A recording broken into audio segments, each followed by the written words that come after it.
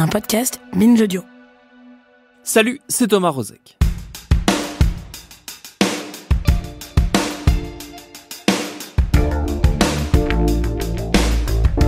On a déjà eu l'occasion de vous dire tout le bien qu'on pense ici des podcasts de nos camarades de la RTS, la radio-télévision suisse. Aussi, c'est avec une joie non feinte que nous accueillons une nouvelle fois cette saison l'une de leurs productions. Ça s'appelle Voyage au Guinistan, c'est signé Aurélie Cutat et Christine Gonzalez, une exploration documentaire des multiples facettes de la culture lesbienne dont voici tout de suite le prologue. Bienvenue dans Programme B.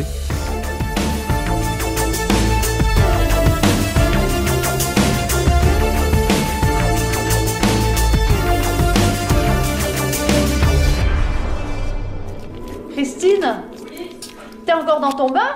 J'ai bientôt fini. Tu vas te dissoudre à la fin. On dirait droit que tu vas te dissoudre là, Christine. T'essaies d'imiter mon accent jurassien. Oui.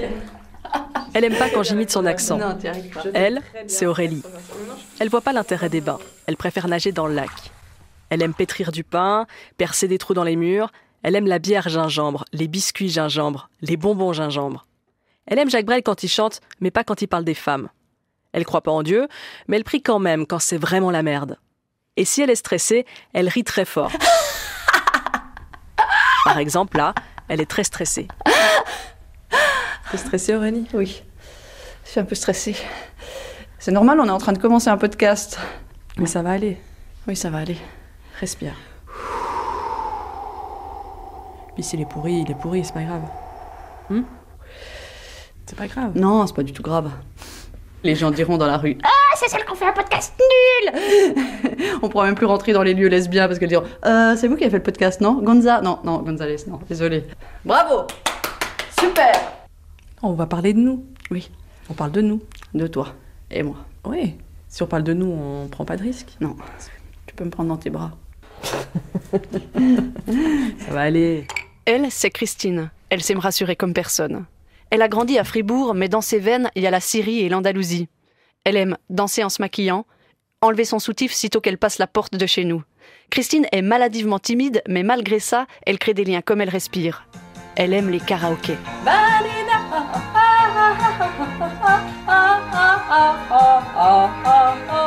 Elle aime le ping-pong, le rosé, Madame Bovary, les émissions de télé-réalité, mais ça, au début de notre relation, elle me l'a caché. Christine, les gens l'aiment bien. Elle a un regard de braise, elle est hyper smart. Bon, vous avez compris, on s'aime. On est un couple, depuis 8 ans, et journalistes, toutes les deux à la RTS. On s'était promis de ne jamais bosser ensemble, mais on ne tient pas toujours nos promesses. J'allume le micro parce que c'est quand même un podcast de terrain.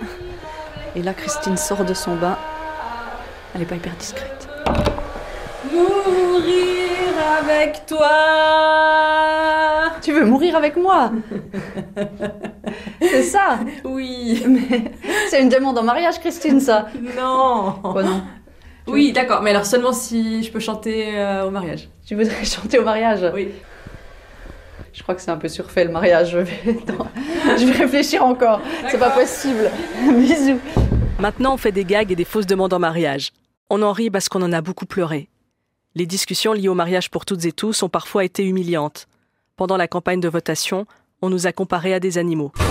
Alors, s'il n'y a pas de morale, pourquoi ne pas autoriser la zoophilie? Pourquoi alors n'élargissons pas plus large? Il n'est pas faux non plus de dire que quand on s'aime, on a envie de faire des enfants. Moi-même, j'aime beaucoup mon poisson rouge. Et puis Délivrance, en septembre 2021. On s'en souvient parfaitement de ce dimanche de résultat. On s'est réunis avec nos amis, on était super tendus, et quand la Suisse a dit son grand oui, c'était champagne. Donc nous vous annonçons qu'on pourra bientôt se marier. On a fêté. On a dansé. Et le lendemain, dans les rues de Lausanne, quand on marchait, on savait que la majorité de celles et ceux qu'on croisait nous souhaitaient les mêmes droits. Physiquement, on a senti un fardeau en moins. La vie, la même, mais un peu plus légère. Avec encore quelques détails à régler. Des trucs dans la société qui semblent encore un peu compliqués à intégrer. Mais j'entends, il y a une déclaration, je cite, des milieux LGBTQ, etc. Donc, les milieux LGBTQI, etc. déclarent LGBTIQ. un mariage. Il y a une nouvelle lettre à peu près chaque trimestre. Nous, on adore dire LGBTQIA+. LGBTQIA+.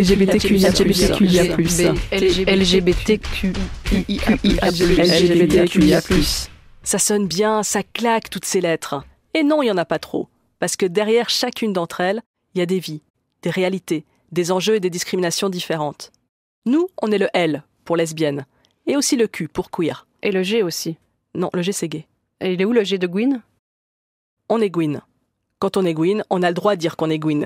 Quand on n'est pas Gwyn, c'est mieux pas. Il y a à peu près 1001 théories sur l'origine du mot. Ça pourrait venir de la gougne ou gougnou, un synonyme de truie et de cochonne. Une insulte? Oui. Alors, s'autoproclamer Gwyn, c'est une manière de se réapproprier l'injure. Nous, on aime bien dire qu'on est Gwyn. On gwynise tout, la gwynitude totale. D'autres préféreront dire lesbienne. Mais attention, petite mise au point de vocabulaire. Tu peux être une femme et te sentir lesbienne. Tu peux être cis ou trans et te sentir lesbienne. Non-binaire et te sentir lesbienne. Ah, j'ai oublié de vous dire, moi je suis non-binaire. C'est vrai qu'on n'en a pas encore parlé. Tu veux qu'on utilise quel pronom dans le podcast? Le L, pour l'instant, ça me va. Tu peux coucher avec une femme sans pour autant te sentir lesbienne. Tu peux être bisexuelle, pansexuelle, asexuelle, un genre de lesbienne non pratiquante, ou être une FSF, une femme qui a du sexe avec une femme. Tu peux être 10 lesbiennes dans une pièce, c'est 10 manières de se sentir lesbienne. Être lesbienne, c'est pas juste une orientation sexuelle. C'est aussi une culture, une musique, des séries, des icônes. Être lesbienne, pour certaines, c'est de la politique.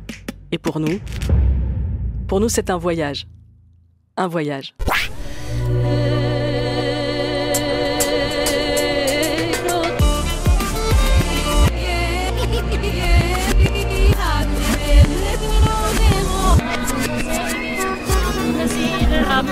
Alors ici c'est le Gwynistan, oui. Bienvenue chez nous. Bienvenue au fond de la rue, il y a le salon de piercing, faut aller le visiter, hein. Ils font des piercings à l'arcade, on en a tout un. Attention la moto Christine. Ah bah oui, alors les filles elles roulent à moto ici, hein, puis elles portent une chemise à carreaux. Ou alors elles mettent des Marcel. Ouais, puis il faut avoir les cheveux courts dégradés, rasés de côté, hein, c'est encore mieux. Ici on est toutes masculines, toutes. Et puis très viriles. Ah viril, hein. On se fait un pastis bébé. Et par contre on déteste les mecs, Ah. On a tout un problème avec les mecs. Ah oui, C'est oui. d'ailleurs pour ça qu'on est devenu Gwyn, Bah on oui. est déçus des mecs. Déçus, ou alors parce qu'on est moche.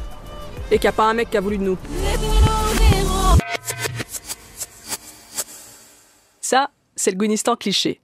Il n'existe pas. Le vrai Gwynistan est très différent.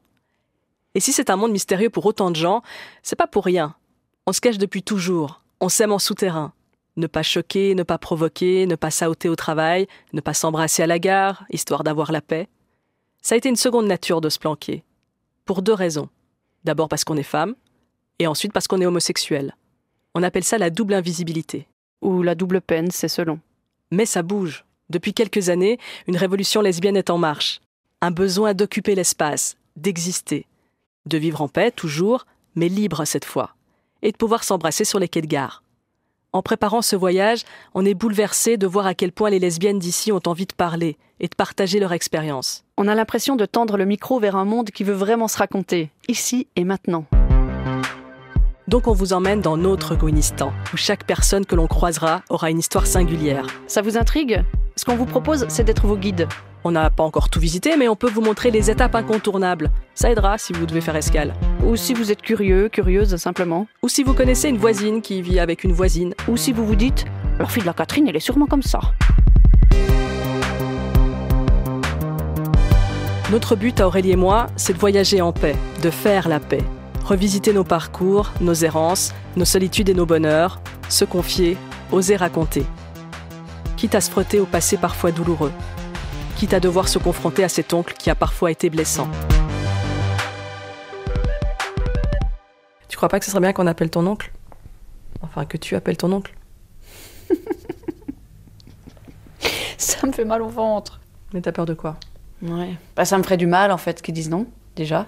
Ça rajouterait une couche à certaines petites blessures que j'ai réussi à colmater, je pense. Donc j'ai un peu peur de ça. J'ai un peu peur de me brûler. Donc bref, oui, non, faut que je le fasse. Faut que je presse sur appeler, en fait. Ça me stresse, là, tout à coup, c'est venu, hein. Puis lui, ça peut le vexer que ça me stresse comme ça, tu vois. Peut-être qu'il va même pas répondre.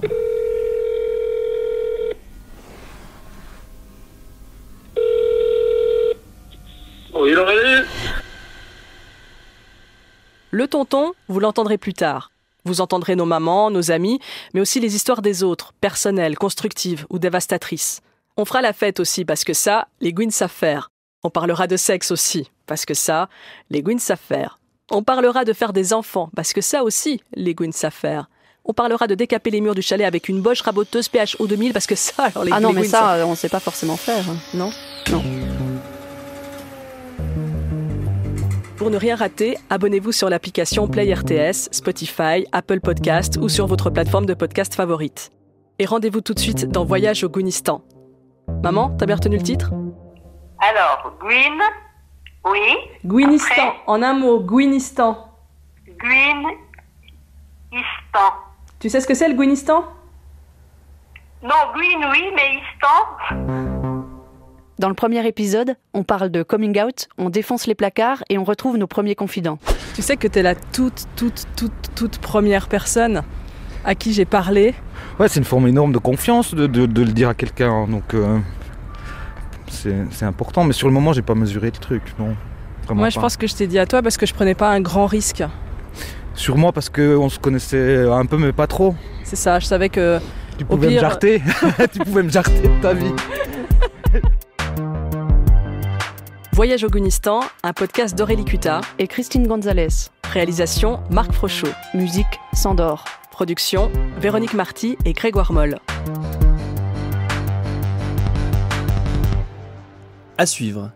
Et sachez que la saison 2 de Voyage au Gwynistan, Destination Vieillistan, la suite des aventures de Christine et Aurélie, c'est à découvrir en ce moment sur l'application Play RTS ainsi que sur toutes les applications d'écoute.